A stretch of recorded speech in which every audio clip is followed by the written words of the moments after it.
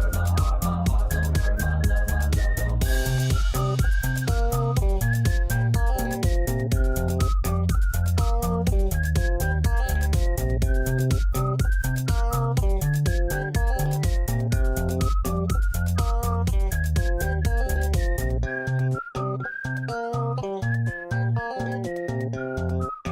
So, big releases. There have been a few of late. There's a couple of games, most notably Batman Arkham City and also Battlefield 3, that I would like to discuss in a group environment, although there is one which I've just completed and would like to give you my impressions on now, and that's Uncharted 3. Obviously the third entry in the series, and Naughty Dog, the developer, continue to chart, excuse the pun, the adventures of Nathan Drake and his co-conspirators as they globetrot across the world in, well, will we say world peace and an end to suffering? No, we shall not. They're after a fuck ton of treasure, as per always. Now, a quick side note before I delve into the actual mechanics of this game. Those of you who know me will know that Uncharted 2 is possibly my game of this particular generation. When it came out, it was absolutely stunning. The visuals, the interfaces, the systems, the way that the game was so cinematic was completely unlike anything I'd ever seen before, and actually is one of my games of all time. Now, I guess the question is, how do you follow that up? How do you come back from something like that?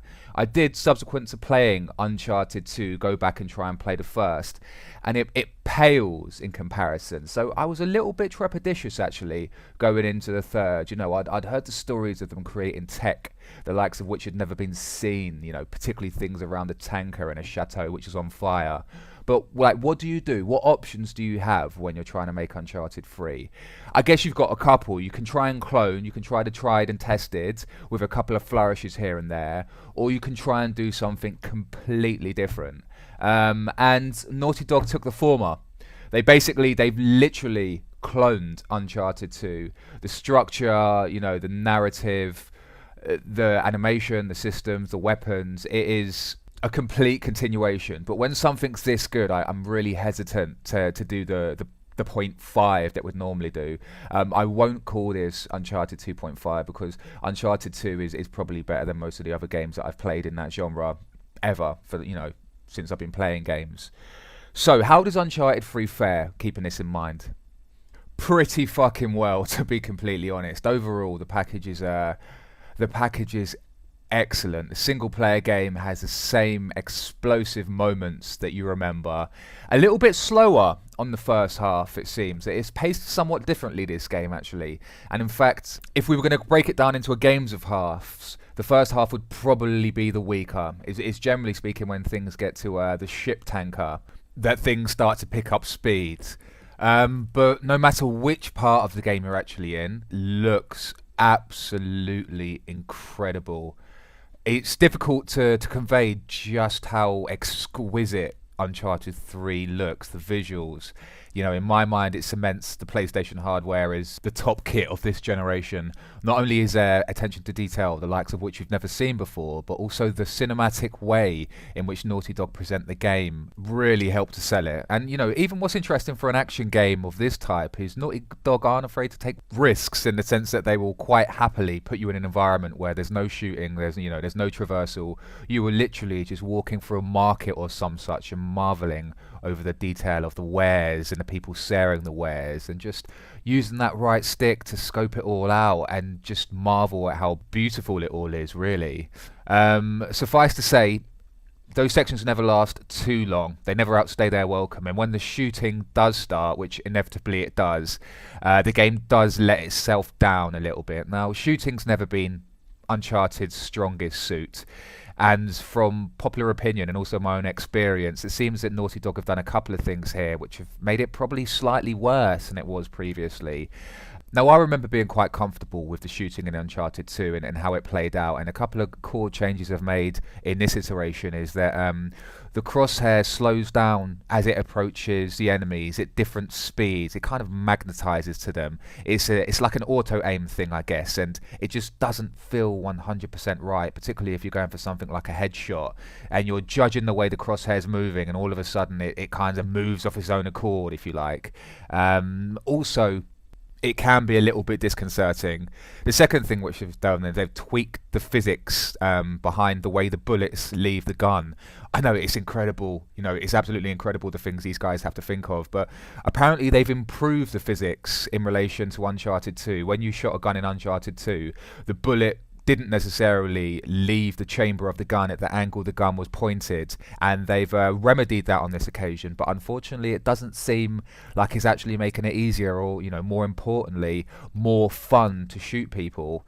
It will be interesting to see whether or not they actually patch some of this stuff, because they've come out and said, look, this is how it is, this is how we've built the game, but I think there's quite a strong bit of backlash on it, so I'll be curious to see how that actually pans out. So shooting, not so hot, but like I said, not what you're coming to Uncharted for. And what we are, or at least what we should be coming to Uncharted for, in my opinion, is the story and the characters. And I'm very, very pleased to say that, once again, this is an area where Uncharted excels, setting the benchmark for all other games to follow. This really is a representation of the apex of interactive digital character portrayal. The script, the voiceover, the extended motion capture and blocking blend together seamlessly to give you an experience unlike any other.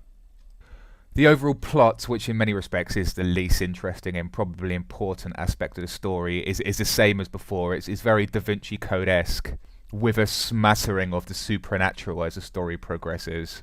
The character dynamics, however, have changed this time around. It's a lot less about Drake's cockmanship as it may have been in previous games, and it seems to focus in on the relationship between Drake and Sully, father and son. We even get an extended sequence where we're playing as a boy Drake and we encounter Sully for the first time. It really is an interesting kick to see both of these characters in their younger years, if you like. In terms of tone, this game also suggests a lot more vulnerability. They seem to spend quite a long time foreshadowing something unpleasant is going to happen to either Drake or Sully. And as we know, Drake is the main protagonist of the series. He can't die, can he? So we start feeling very, very anxious every time Sully comes anywhere near danger. And he comes increasingly so as the game progresses. No spoilers, obviously, but I think there'll be a couple of things which you'll quite enjoy in terms of the narrative. While we're reflecting on the good parts of Uncharted 3, obviously this game is well known for its spectacle in moments. It's almost Hollywood-esque high production action sequences, and suffice to say, there are a number of key ones in this game which probably outdo anything in any of the previous Uncharted games. Although from Uncharted 2, getting attacked by a helicopter while a building was falling down was probably the highlight of that game for me. I could go on, but I feel I've given you enough of my impressions for you to have a think about, food for thought, chew it over. If there's anything you'd like to add, argue, disagree about, feel free to give me a shout. And let's jump into some news, actually. We'll flip back and forth between the games. Let's see what's going on in the news. How about this for a headline, guys? Modern Warfare 3 sells 6.5 million in its first 24 hours, sets new Xbox Live records. Now, I imagine that you, perhaps like me, are feeling somewhat silly about falling into the hype and actually believing that Battlefield 3 may have had a chance of toppling this behemoth. Oh yes, we even took the opportunity to factor in Infinity Ward's mass walkout, even though your average Modern Warfare punter probably doesn't know who Infinity Ward are. As I mentioned earlier, I'm trying to put together a few key people to actually do a Battlefield-centric podcast, or segment, if not podcast, to discuss this in more detail. But between these sales figures, the shit that EA been talking, and the terrible launch of Battlefield 3, which was not reflected by the Modern Warfare 3 launch, I think we've probably got a clear-cut winner now, like it or not, Internet. While we're talking about users, I'll quickly slip in another little news piece. Xbox Live's head of marketing, Robin Burrows, has said that Xbox Live gains a new user every 2 seconds, which is a nice, interesting figure, although there's got to be some statistical shenanigans going on behind the scenes there. Sticking with numbers here, and I can't help but feel this is a little bit of damage limitation publicity, but apparently the 3DS at this current point in time is outselling in the US the original Nintendo DS. 3DS sales at this point are 1.65 million, and Nintendo are using that to indicate that it's not as unpopular as we think. Although we should probably point out that the original Nintendo DS, the brick, the thing that I gave away in the end after I'd finished using it for a doorstop, didn't sell particularly well in its first year. But I've expressed an intent to actually keep tracking handheld sales throughout the majority of the life of this podcast. Kirk and I actually do believe that the PlayStation Vita will be the last incarnation of a dedicated game-only handheld that we'll see. So I might get my hands on some more detailed figures as we go along and feed them back to you. I don't want to bore you, but I do think the headlines are actually quite interesting on this account. My next piece of news is about the Wii U. Not something I've said often so far, and not something I envisage myself saying too often in the future, but this might tickle you. So it has been confirmed that Ninja Gaiden 3 Razor's Edge will be a Wii U launch title, perhaps once again indicating Nintendo's swing back to mature content in games, and it seems like this is a pendulum which they keep swinging back and forth on. A bid, no doubt, to interest some third-party developers in putting out more than shake your fucking Wii remote at the TV games, which I believe we're all pretty sick of. So Ninja Gaiden 3 on the Wii U could be interesting. I do intend at some point to do a Wii U centric podcast and just discuss the hardware, and to be completely frank, whether or not Nintendo are going to make the same mistakes they've made time and time again, but that will come in due course, my friends. While we're on the handheld tip, I will inform you that Sony, about 6 years late, have announced that they're going to have a PSP UMD program. So this is a PSP to Vita UMD program, which means that you will be able to port over your UMD games to your PlayStation Vita for a reduced price. The details still seem a little bit sketchy. All I can say is it's about fucking time, Sony, that you've done something with this. Well, I think that's enough for 1 week. Like I said, I've got plans to put some more interesting content together for you guys. So hopefully I'll be back with you shortly. Enjoy your time.